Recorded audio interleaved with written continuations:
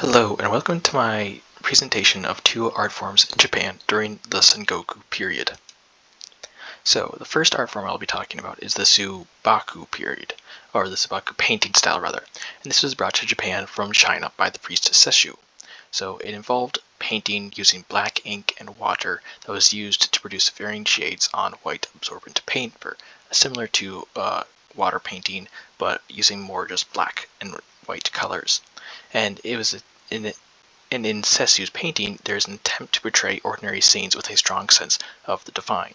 This is inspired in part because of Sessu's Zen Buddhist beliefs, and you can see this in the examples here on the left and right paintings. They're both black and white paintings on a canvas, and they're just depicting like everyday ordinary scenes, kind of stark, but they have a certain sense of austerity towards them.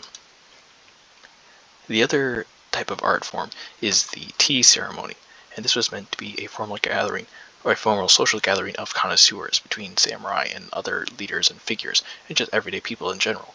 It involved the preparation and drinking of tea, and it usually took place in a tea house. You can see an example of such a tea house in the painting on the left, and then there's some pictures of some women preparing tea that will be used in the tea ceremony on the front and on the right and center. And then some commonalities between these two is that both art forms were heavily inspired by Zen Buddhism.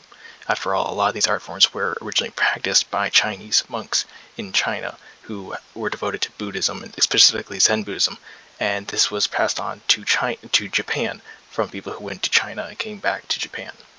And another commonality between these two is that they invoke a sort of noble simplicity.